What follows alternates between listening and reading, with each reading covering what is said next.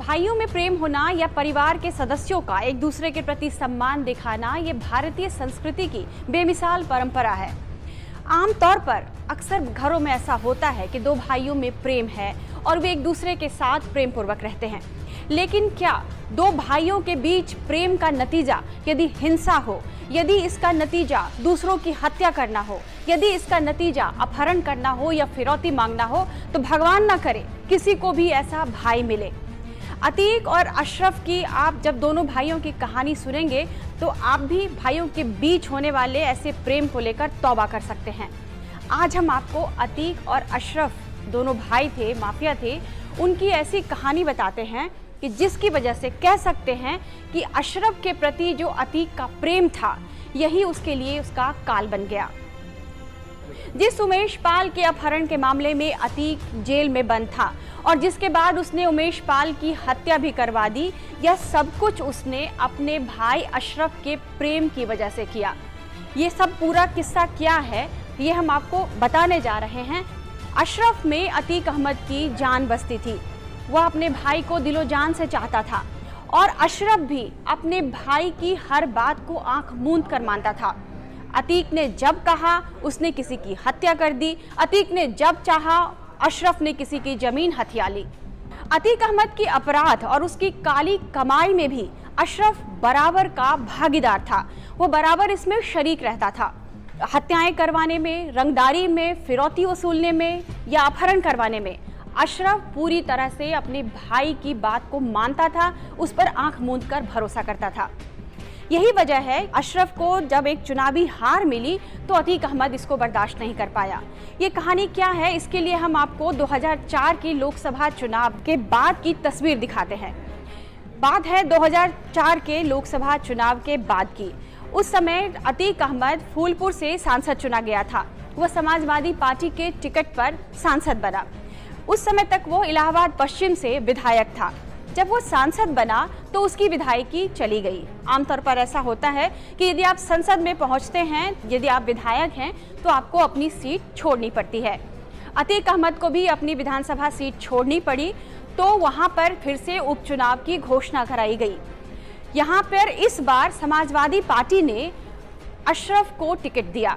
अतीक अहमद पहले ही समाजवादी पार्टी के टिकट पर चुनाव जीत चुका था और अब इस बार उपचुनाव में इलाहाबाद पश्चिम से अशरफ को टिकट दिया गया। लेकिन उस समय तक मायावती और जो अतीक अहमद है उनके बीच जो अदावत की किस्से हैं, उनके बीच जो दुश्मनी के किस्से हैं, वो पूरी यूपी में पॉपुलर हो चुके थे। इसकी भी एक कहानी है। दरअसल 1995 में जो मायावती के साथ जो गेस्ट हाउस कांड हुआ था, अतीक अहमद उसका मुख्य किरदार था। मायावती उस घटना को कभी नहीं भूली थी और कहा जाता है कि उन्होंने अंत तक अतीक अहमद को माफ़ नहीं किया। हालांकि इस साल की बात है कि जब शाइस्ता परवीन जो है वो बसपा में शामिल हुई थी। लेकिन ये किस्सा बहुत मशहूर है कि जब मायावती की सरकार बनी तो अतीक अहमद का साम्राज्य खत्म कर दिया गया था और उसके राजनीतिक करियर पर भी एक ब्रेक लग गया था। तो फिर से चलते हैं 2004 के लोकसभा चुनाव के उपचुनाव की बात करते हैं। यहाँ पर मायावती ने अतीक अहमद से दुश्मनी अपनी निकालने के लिए राजू पाल को उम्मीदवार बना दिया। यानी अब सपा की तरफ से उम्मीदवार था अशरफ और बसपा की तरफ से उम्मीदवार थे राजू पाल। जब इलेक्शन के नतीजे आए तो राजू पाल चुनाव जीत गए और अशरफ चुनाव हार गया।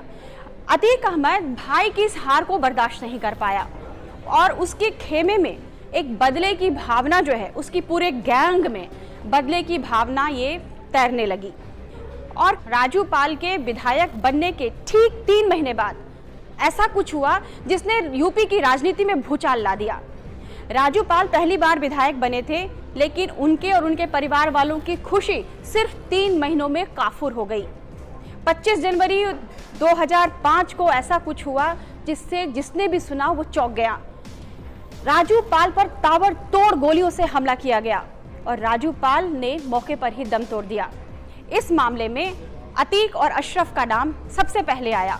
बसपा ने इस मुद्दे को जोर शोर से भुनाया। उसने खूब हंगामा किया और राजू पाल की पत्नी पूजा पाल थाने पहुंच गई। उन्होंने अतीक और अशरफ के खिलाफ मुकदमा दर्ज करा दिया। इस बीच उमेश पाल जो है वो इस हत्याकांड का मुख्य गवाह था। उसे धमकियां मिलने लगी कि वो इस मामले में गवाही ना दे, और उसके कहने पर कोर्ट ने उसे 2 गनर भी मुहैया कराए। उससे पहले उमेश पाल को गवाही से रोकने के लिए अतीक अहमद ने उसका अपहरण भी करवा लिया, और मामला इतना पेचीदा हो गया कि अब देखिए कि राजू पाल के हत्या की कहानी उमेश पाल के हत्या तक पहुंच गई, और अशरफ के प्रेम में अतीक अहमद ने उसके चुनावी हार का बदला लेने के लिए राजू पाल की हत्या कर दी। अशरफ के प्रति अतीक अहमद का ऐसा ही प्रेम के एक कहानी ऐसी सुनने को मिलती है, उसकी चर्चा अक्सर होती है। अतीक अहमद ने अशरफ नाम के एक व्यक्ति की हत्या करवा दी। आप जानते हैं वो अशरफ कौन था? वो अशरफ बीजेपी का एक नेता था, जिसका कद वहाँ के राजनीति में बड़ा होने लगा था और वो पॉपुलर होने लगा था। अतीक अहमद ये बर्दाश्त नहीं कर पाया कि जो नाम उसके भाई का है, यानी अशरफ उसके भाई का नाम था, तो अशरफ नाम का व्यक्ति बीजेपी में जाए, ये बात अतीक अहमद को कबूल नहीं हुई, और उसने, कहते हैं कि कथित तौर पर अतीक अहमद ने ही अशरफ की, उस बीजेपी नेता अशरफ की हत्या करवा दी। तो ये 2 भाइयों के प्रेम की ऐसी कहानी जो अपराध की दुनिया से लेकर काली कमाई की दुनिया में दोनों का प्रेम जो है उतरता चला गया। तो भगवान न करे किसी भाई को ऐसा भाई मिले जो उसे जुर्म की दुनिया में उतार दे। इस वीडियो को लाइक और शेयर कीजिएगा, और इस तरह की तमाम वीडियो के लिए आप बने रहिए टाइम्स नाउ भारत के डिजिटल प्लेटफॉर्म के साथ।